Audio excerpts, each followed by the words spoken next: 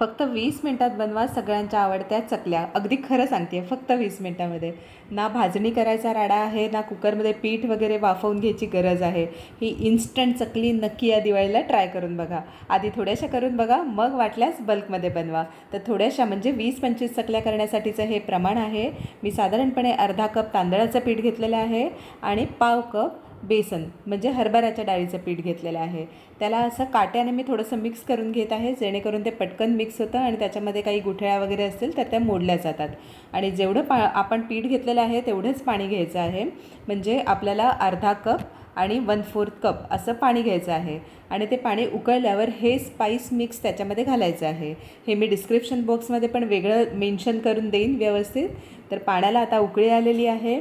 याच्यामध्ये आपण थोडंसं तेल घालायचं आहे. एकदम तापवलेलं तेल 1 चमचा घालायचा आहे. 1 चमचा बाजूला ठेवायचा आहे.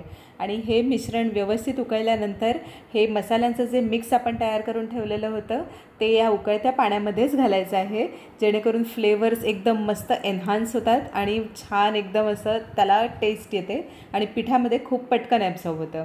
आता हे उकळत्या पाण्यातच आपल्याला मीठ घालायचं आहे आणि जे आपण पिठाचं मिश्रण तयार करून ठेवलेलं होतं तेही घालून घ्यायचं आहे. थोडं थोडं करून हे मिश्रण घालायचं आहे आणि ज्या काट्याने आपण मिक्स केलेलं होतं त्याच काट्याने व्यवस्थित ढवळून घ्यायचं आहे, जेणेकरून कोणत्याही गाठी किंवा गुठळ्या याच्यामध्ये राहणार नाहीत. हे बघा, अशा पद्धतीने व्यवस्थित मिक्स करत जायचं आहे. थोडंसं मिक्स केल्यानंतर मग उरलेलं ड्राय परत घालायचं आहे. असं करत करत मिक्स करायचं आहे. आणि थोडंसं मिक्स झाल्यावर तुम्ही बघू शकता मी इंडक्शन बंद केलेलं आहे. तुम्ही गॅसवर करत असाल तर गॅसची फ्लेम बंद करा. पर्टिक्युलरली ही स्टेप आपल्याला खूप झटपट करायची आहे, जेणेकरून गाठी किंवा गुठळ्या राहणार नाहीत आणि ते छान व्यवस्थित मिक्स होईल. पीठ सगळे फ्लेवर्स व्यवस्थित ॲब्सॉर्ब करेल. कारण हे सगळं झाल्यानंतर आपल्याला झाकून ठेवायचं आहे साधारणपणे 10 मिनटं. आता हे मिक्स झाल्यानंतर आपण जे राहिलेलं तेल जे होतं ना ते पुन्हा ह्याच्यामध्ये घालायचं आहे, जेणेकरून ह्यातलं जे मॉइश्चर आहे ते थोडंसं रिटेन होईल आणि फ्लेवर्स ॲब्सॉर्ब व्हायला पण मदत होईल. त्यामुळे राहिलेलं तेल मी ह्याच्यावर वरतून घालून घेत आहे. हे बघा, अशा पद्धतीने. आणि पुन्हा एकदा व्यवस्थित मिक्स करायचं आहे याला. आता तुम्ही बघू शकता तेल घातल्यावर खूप असा फरक पडतो ह्याच्या कन्सिस्टन्सीमध्ये आणि जे असं पांढरट पीठ राहिलेलं होतं ते पटकन याला ॲब्सॉर्ब झालेलं आहे. तर ही स्टेप खूप महत्त्वाची आहे. आपण कोणत्याही प्रकारची चकली करताना त्याच्यामध्ये मोहन कसं घालतो आहे ते फार महत्त्वाचं आहे. तर अशा प्रकारे इन्स्टंट चकली करताना अशा पद्धतीनेच मोहन घालायचं आहे. आणि आता आपण हे 10 मिनटं झाकून ठेवायचं आहे.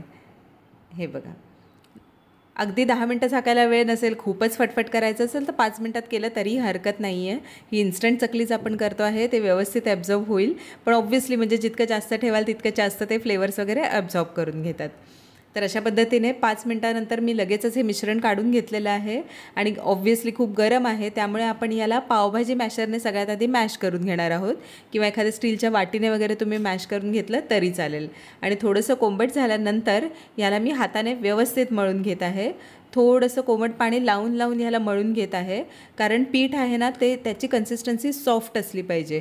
जरी तुम्ही हार्ड ठेवली तर चकल्या कडक होतील, त्या अशा खुसखुशीत मऊ होणार नाहीत. त्यामुळे अशा पद्धतीने याची कन्सिस्टन्सी सॉफ्ट असली पाहिजे. तुम्ही बघू शकता किती छान सॉफ्ट कन्सिस्टन्सी याला आलेली आहे. हे बघा, असं छान पाणी लावून लावून मळून घ्यायचं आहे. तुम्हाला स्वतःला हाताला कॉन्फिडंट येत नाही की आता याच्यामध्ये गाठी गुठळ्या वगैरे नाही आहेत आणि खूपच स्मूथ टेक्स्चर याचं झालेलं आहे, तोपर्यंत व्यवस्थित छान मळून घ्यायचं आहे. भाकरीचं वगैरे जसं पीठ असतं ना तशी कन्सिस्टन्सी राहिली पाहिजे. वरतून तेलाचा हात लावून घ्यायचा आहे. त्यामुळे काय होतं की जोपर्यंत आपण चकल्या करतो आहे तोपर्यंत बाकीचं पीठ छान मऊ सॉफ्ट राहतं, ते हवेला लागून कडक होत नाही.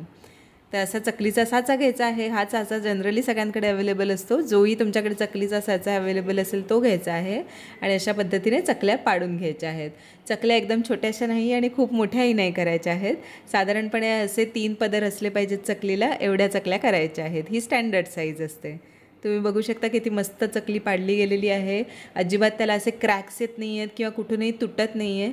ती व्यवस्थित एकदम छान कन्सिस्टन्सी त्याची आलेली आहे. मस्त त्याला तारही पडलेली आहे, काटे आलेले आहेत मस्त. हे बघा, आता तेल तापवत ठेवलेलंच होतं मी. तेल तापवून झाल्यानंतर मीडियम फ्लेमवर करून घ्यायचं आहे. मग चेक करायचं आहे की व्यवस्थित झालेलं आहे का नाही आणि मग चकली सोडायची आहे. सुरुवातीला 1 किंवा 2 चकल्याच तळायच्या आहेत, सगळ्या एकदम नाही घालायच्या आहेत. तर तुम्हाला अंदाज येईल की पीठ व्यवस्थित झालेलं आहे का नाही आहे. जर चकल्या तेलामध्ये फसल्या तर अजून थोडंसं पीठ घालून तुम्ही थोडंसं मळून घेऊ शकता. हे बघा, आता चकल्या अजिबात फसलेल्या नाही आहेत आणि चकली एकदा तेलात घातल्यानंतर त्याला लगेचच झारा लावायचा नाही, नाहीतर चकली तुटू शकते किंवा तेलामध्ये फसू शकते. एक काही सेकंड झाल्यानंतर मग झाऱ्याने थोडं थोडं फिरवून घ्यायचं आणि थोडा वरचा सरफेस हार्ड झाल्यानंतरच त्याला उलटवून घ्यायचं आहे. चकल्या करताना हे फार इम्पॉर्टंट आहे. कोणत्याही प्रकारची घाई करायची नाही आहे. शांतपणे चकल्या तळून घ्यायच्या आहेत आणि अशा प्रकारे चकल्या कंटिन्युअस तेलामध्ये फिरवत ठेवायच्या, म्हणजे एका बाजूला असे डाग पडलेले आहेत किंवा रंग कन्सिस्टन्स आला नाही आहे असं होत नाही. चकल्या सगळीकडून व्यवस्थित तळल्या जातात आणि सगळीकडून छान इक्वल मस्त रंग येतो. आणि जेव्हा असे ते बुडबुडे याचे बंद होतात ना तेलामध्ये, तेव्हा तुम्ही समजू शकता की चकली तयार आहे. तुम्ही रंग बघू शकता किती मस्त आलेला आहे.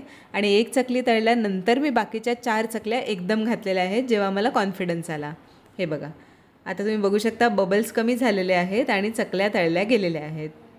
आणि चकल्या तळताना लक्षात ठेवायचं, त्याचा रंग गार झाल्यानंतर अजून थोडा डार्क होतो. यावेळेस नक्की ट्राय करून बघा.